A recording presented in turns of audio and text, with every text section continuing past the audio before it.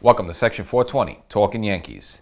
Well, thank goodness someone finally beat the Rays. The Los Angeles Dodgers do beat the Tampa Bay Rays in the World Series in 6 games, which is a hooray for the big market team. But really, it's just good. Me personally, I'm just bitter. You usually post a root for the American League team or root for a team like the Rays that don't have a payroll, and you want them to beat the big bad payroll team of like the Dodgers. Well, no, not me. I wanted the Dodgers to win, so happy they win. Even to the fact that the Rays, they went through Houston as well. I was even hoping that Houston bumped off the Rays, just because I couldn't see the Rays sitting there holding up the trophy, because their whole thing, it would have been more stinging, I think, this as a Yankee fan, especially just the way it lost. So it's at least it softens the blow a little bit of that that Mike Broussard home run off of Chapman, so it doesn't hurt as bad. Again, if the Rays would have won the World Series, they would have looked back probably more of that game 5 against the Yankees as like the signature moment. So now that the Rays lost, kind of takes away that little victory for them, and again takes away some of the sting, as a Yankee fan. So the Dodgers, whatever, it's a National League, and I know they have a couple of championships, but no way touching the Yankees 27. So if they're gonna have the COVID trophy, the 2020 trophy, fine, let them have it. Have a good time. It's the Dodgers, and party out there in LA. So with the season actually over, now comes free agency time, and it's time for the Yankees to decide who they want to keep, who they want to let go, who they're going to be looking at free agency, what possible trades they might want to consider. And the Yankees have already made some moves right out of the gate, maintaining the services of Zach Britton, picking up his 2-year option, so he will be in the Yankee bullpen through the 22 season, and that's good news for the Yankees. Again, an effective bullpen arm, someone who has experience as a closer. That he used to be a closer with the Orioles. And during times when the Yankees have asked him to close games, he's pretty much handled it. So he can handle the stage, he can handle the 9th inning if need be. Of course, Chapman's going to be the closer. I know a lot of Yankee fans still don't want to hear that name, but Chapman will be the closer. But if something happens with Chapman, whether through injury or some other situation, we have someone in Britain that you could depend on to close games. So that's good news for the Yankees. And, I just think he's been getting stronger and stronger ever since that Achilles surgery he had a couple of seasons ago. So I think the next 2 seasons he's probably going to be even more effective. And again, so just have something like that you can rely on. So that's good news for the Yankees. Glad they secured him. Now, as for some other players that the Yankees had, hanging in the wind there a little bit, well, a few of them they had to put to a side. Mainly J.A. Happ. He's gonzo. He's gone in the trash. Now, his option was going to be $17 million.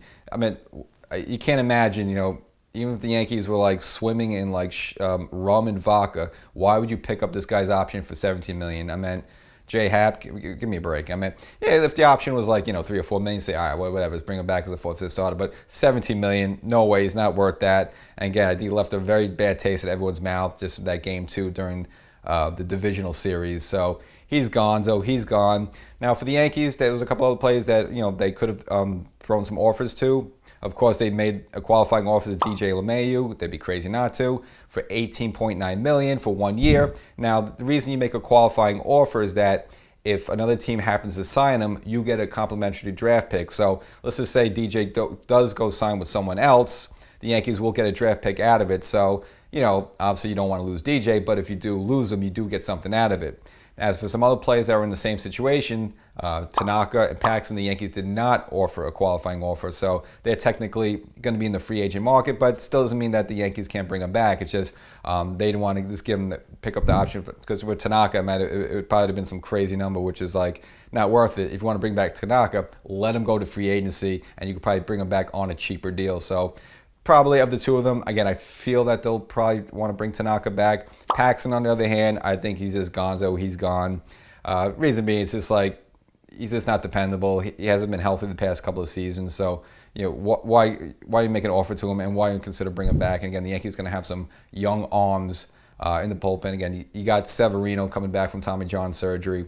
You got Domingo Germán, again, coming after the domestic abuse situation. You got Jordan Montgomery there. So the Yankees are going to have some arms, and plus David Garcia. Maybe he's ready to take the next step. And, again, I don't know why they didn't start him game 2 in the playoffs. So don't get back into that again. So the Yankees don't really need Paxton, so it's easy for him to say goodbye with him. And, in terms of, budget now, well, you got Tanaka's revenue coming off the books. You got Paxton, not that he was making a lot, but that's coming off the books. You got J. Happ was making a chunk of money this season. That's coming off the books. So the Yankees might want to look into a starter, and we'll get to that a little later in the show. Some big name arms are out there and available to the Yankees, but a lot of money is coming off the books. So that brings us to Brett Gardner, the longest tenured Yankee. Now, the Yankees could have bought him back next year, guaranteed for $10 million. They decided to decline that option, bought him out of the contract for $2.5 million. So again, instead of paying him $10 million next year, they said, all right, let's just cut ties with him for $2.5 million. But it doesn't necessarily mean it's the end of Brett Gardner. So they could still work a deal, perhaps maybe 1 year for $3 or $4 million, which Gardner might take. So at the end, if you take the 2.5 plus maybe offer him a 1 year at $4 million, that's 6.5. It's cheaper to bring him back at 6.5 total versus having to pay him $10 million next year. So they could have just more of a budget, saving a few bucks, which you can't blame him. Again, he didn't play a full season last year, and the reason his offer was going to be $10 million for 2021 was based on a performance of over a full season. Well, no one saw that 2020 was going to be a COVID short season, so why would you pay this guy a full $10 million? So again, it makes sense why they're doing that. So I don't think it necessarily means the end of Brett Gardner. I think they may want to bring him back. And if you remember from the previous episode with guest Mike from Savage Empire Podcast, he made a good point about Mike Talkman really didn't have a good 2020 season, which kind of opened the door for Brett Gardner to come back in, and he did get a lot more playing time towards the end of the season and in the playoffs. So the failure of Mike Talkman to not really take the next step and really, take the job away from Brett Gardner kind of, now kind of puts Brett Gardner back into the situation. So I still think they might bring him back. Again, he's going to be kind of a part-time player. I think the full-time left field job should go to Clint Frazier, but it's just good to have Gardner as someone that, again, he knows left field, and with Hicks, again, Hicks is going to get hurt. You just know that happened, whether it's pulling a hamstring, pulling a quad, pulling a this, pulling a that. He's always bound to get hurt. And if you have someone like Brett Gardner out who could play still center field still at 36, 37 years old, I would still like to have him back. As for Mike Talkman, again, he didn't really take that next step. Again, he was good 2 years ago, and a little flashes early, but but towards the end of the year, I mean, he couldn't buy, he couldn't buy a hit, and that kind of opened the door for Brett Gardner. So I think you'll see Brett Gardner come back, but again, but it's going to be, of course, less than $10 million. As for Tommy Kahnle, who recently just had Tommy John surgery. Now, he wasn't going to pitch much at all next season, or if he was going to come back, it wouldn't have been until like August or September. So the Yankees gave him an assignment. He was actually going to be designated for the minors, but instead, Kahnle declined that and opted to go for free agency. So Kahnle right now is a free agency. He's off the team. Not really a big loss, again, because he probably wasn't going to pitch the next season anyway. I guess he figured maybe he could just go somewhere in the free agent market. Maybe he has a better shot of picking up a deal. I don't know who's going to sign him anyway. I mean, he just come off TJ surgery. Not too many people are going to be looking to throw money at you. Might as well stay in the Yankee system somehow and try to work your way back. But instead, no, he wants to just be an outright free agent. Maybe thinks he can get a 2-year deal. So let him go ahead.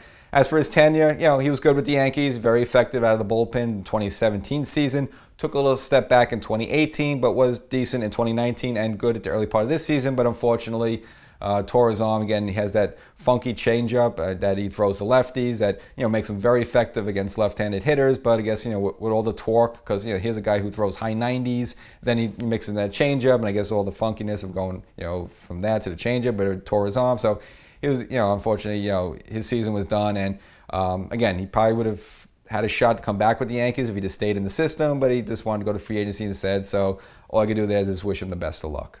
So as you know, Brian Cashman is going to be looking at the free agent market. I mean, of course, the Yankees had a lot of money coming off the books, so could be that situation now. I could use the money to bring in some talent, because again, the Yankees do need some help in the starting rotation possibly, as well as some maybe the bullpen pieces. And depends, you got to do it with DJ. If DJ doesn't come back somehow, you're not first of all, you have a lot of money to use, but you're gonna have to you have to make up that bat somewhere. Here's a guy who's an MVP type caliber player that you're going to have to get that production back in. So Cashman is going to be looking at a number of players that are going to be available out there. Of course, in the perfect world, you want to bring DJ back, but there are a couple of big names that out there as well. In case whether you want to bring back DJ and these players, or if DJ runs away, then hey, look, I got all this money I could use. Let me spend it on some of these big names that are out there. So probably the biggest catch again besides DJ is going to be Trevor Bauer from the Reds. Led the NL the National League in ERA last season, and because he's become a little bit of a social media star, getting involved in like Twitter spats with people and stuff like that. So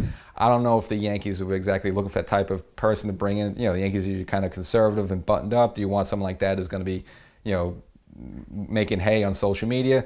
But in terms of that, but in terms of talent on the field, so a very good, number 2 complimentary pitcher to Garrett Cole. Again, that's kind of why the Yankees pretty much lost the divisional series against the Rays.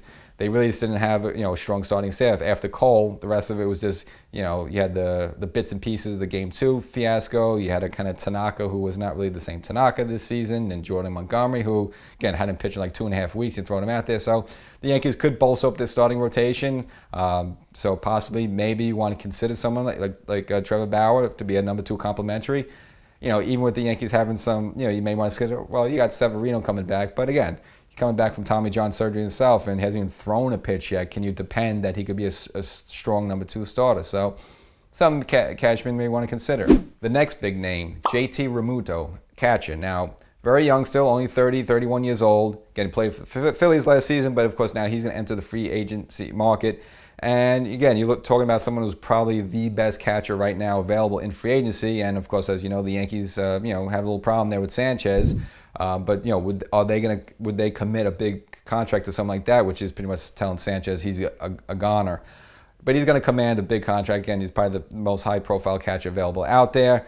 I just don't see the Yankees committing 5 to 6 years to someone like that. I just think they figure, all right, we got Sanchez. Even though we've been down this road before, a lot of them, I think this can probably use this offseason to fix his brain instead. Michael Brantley, and that's a name a lot of people have been bringing up as a good fit for the Yankees. Had a couple of good seasons with the Houston Astros, only 33 years old, relatively young, a good, stable left-handed bat. Outfield, he could play left field, but again, if you have Clint Frazier out making peanuts, are you going to commit, like $10, $15 million to someone like Michael Brantley? But again, Brantley's probably the type of player that the Yankees need. Similar to DJ LeMahieu, he's kind of a contact type player. He can work the counts a little bit, not one of these home run or nothing players, which the Yankees seem to have a plethora of. So Brantley would be a good fit, but I just, and again, I don't think, at 33 years old, I don't think he's going to be asking for like a 7-year deal or anything like that. He might be willing to take like a 2 or 3 year deal. So in that case, it might make sense. But again, I just think, with the Yankees, I just don't think they're looking to spend money on outfielders because, again, they have, first of all, Frazier out there making peanuts. And, you're already spending a lot of money on Stanton like that. And just to bring in a bat like that, I just don't think there's any room for him. And if you could play, have Frazier play left field for peanuts, might as well just, have Frazier play left field for peanuts. Another interesting lefty bat option for the Yankees, and someone the Yankees are familiar with, Didi Gregorius, as we mentioned a lot, is going to be available this free agency. So do the Yankees consider bringing him back? Of course, he's a shortstop. You got Gleyber at shortstop, and you got DJ playing second if the Yankees bring him back. So where can you even put Didi? I just don't think, the Yankees would consider bringing him back. Number of reasons. He's still young, 31, so it's not like you're bringing back some old veteran. But again, where are you going to play him? Because, again, if the focus is on bringing DJ back, you got DJ as your second baseman. You have Gleyber making peanuts at shortstop. Doesn't really leave any room for the Yankees to consider bringing Didi back in. Now, Didi is a lefty bat. He could handle New York, and he's put up some great numbers for the Yankees, even though, his 2019 season wasn't great batting average-wise, but he still has the power. He still could play the position. Defense is very reliable. But again, there's no room for Didi. So even if it'd be nice to have him back, I think the only way that Didi comes back, or the Yankees would consider that, if somehow DJ does walk, well, then you have that money to spend. Say, all right, you can possibly then move Gleyber back to second base, have Didi as your shortstop. In that case, it would make sense. And Gleyber, this season defensively struggled a little bit at shortstop. Last season when the Yankees had him at second base, much more effective. So maybe it turns out he is a better second baseman. Maybe that's better for him in the long run. But I just think right now the focus would be bringing back DJ, and DJ is going to be a second baseman. And of course, as the years go on, DJ is probably going to have to move to first base a little bit more and just to take the wear and tear off his body. But for the near term, you can't commit a long-term contract to Didi just because simply there's no room for him. And probably the last of the big high-profile names that are out there is Corey Kluber. Now, 34 years old, two-time former Cy Young Award winner. But unfortunately, he only threw one pitch this season. He tore a muscle in his back with, pitching for the Rangers. So, I mean, are you going to bring someone like that? Again, you could maybe get a good deal on him because he's coming back from a muscle tear, so maybe the price wouldn't be that high. But 34 years old, again, with a big injury, that's the last thing the Yankees need. They don't need another Paxton or something like that. So I don't even think the Yankees should even sniff that one. So those are the big names in free agency that the Yankees may consider. Now, this past season, as you know, you couldn't go to Yankee Stadium, and you couldn't enjoy the activities in between innings, such as the 7th inning stretch and the Great City Subway race, and of course, Yankees Trivia up on the big screen. So since we have a little free time now, we'd like to drop a little knowledge on you with Section 420 Talkin Yankees Trivia. So the rules of this game is simple. The answer to each question relates to the next question in the batting order. So let's start off with number 1. So leading off, this former pitcher was booed vehemently by the Yankee Stadium crowd for using Paul O'Neill's number 21 on his jersey. Who is it? Can you guess? Can you guess? Booed, booed, booed. Bullpen pitcher? Out of time. LaTroy Hawkins. So let's stick with pitching. This pitcher couldn't get Paul O'Neill to give up his number 21, so he started the 1999 season wearing number 12.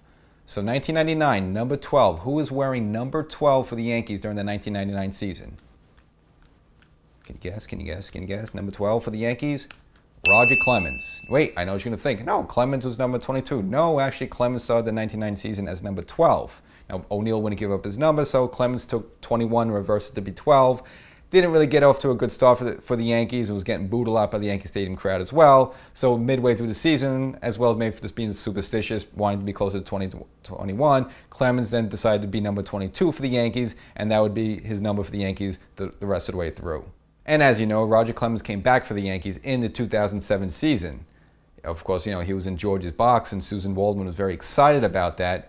But in his first game back for the Yankees in the Pinstripes at Yankee Stadium, which team did he face? Can you guess? Do you remember? Do you remember? Can you remember? Can you remember? Pittsburgh Pirates. Now, the Yankees faced the Pittsburgh Pirates back in the 1960 World Series, unfortunately a series that the Yankees lost. Now, which iconic Yankee manager was fired because of that? Shouldn't take too long. You really should know this one.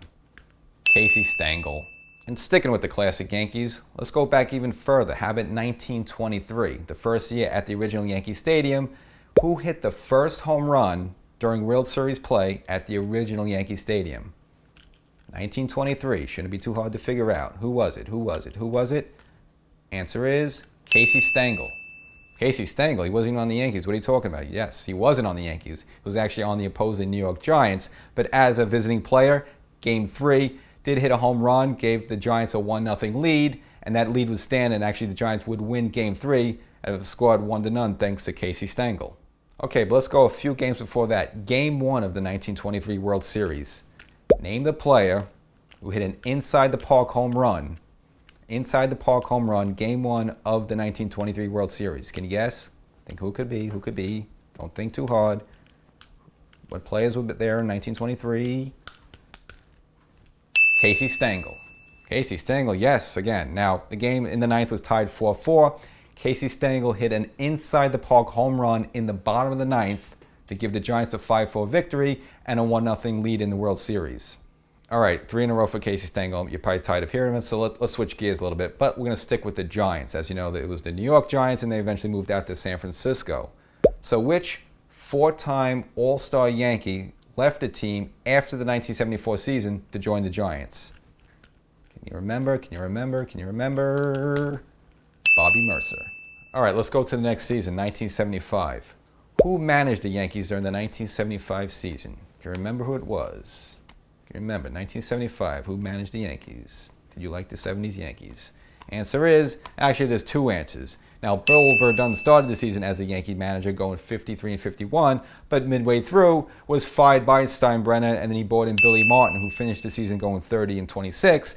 And of course, Martin would remain the Yankee manager for the 1976 season, taking the Yankees to the World Series, but unfortunately, they were swept by the Cincinnati Reds. Red, see? And speaking of World Series, give me the only Yankee to ever be kicked out of a World Series game. Now, the Yankees have some rough characters. You had Ruth, you have some others. Who's the only Yankee to be kicked out of a World Series game? Well, I already gave you the answer before. It was Billy Martin, of course. Who else is going to get kicked out of a game? for rolling a ball towards umpire Bill Fromming in one of the Yankees' losses to the Reds. Okay, so maybe some of your fans out there don't remember the 70s Yankees as much. You want me to bring it up closer to the 90s? All right, so we'll go to the 90s. Let's go to the 1996 World Series, Yankees versus the Braves, Game 4. Now, in the top of the 10th, the Yankees had bases loaded. Now, left-handed Andy Fox was up against left-handed Steve Avery. And, of course, Joe Torre decided to bring a pinch hitter. Again, the guy pitching is a lefty. So who did Joe Torre bring up as a pinch hitter in the top of the 10th? Do you remember? Do you remember? Do you remember? It was Wade Boggs. Yes, Wade Boggs. Even though a lefty himself, very good eye at the plate, and Torre trusted him. Wade drew a bases-loaded walk and would give the Yankees a 7-6 lead. And, of course, the Yankees would go on to win that game 8-6. And sticking with that walk, who was the player that actually walked home and crossed the plate? Can you remember? Can you remember? Can you remember? It was Tim Raines. All right, look, I'll try to make it easy for you on this last one. In closing, this former Yankees closer posted a 4-0 record with a 1.0 ERA and was selected to the 2011 All-Star team. Can you guess who he was? 2011, former Yankee closer. David Robertson. What? Not Mariano Rivera? Nope. Rivera was made selected to the All-Star team that year, but Robertson did have a sparkling 4-0 record with 1.08 ERA, did make the All-Star team. Now, he wasn't the Yankee closer that season. He was actually the Yankee closer in 2014. But again, I just said former Yankee closer. So a little trickier there. Sorry about that. School's out.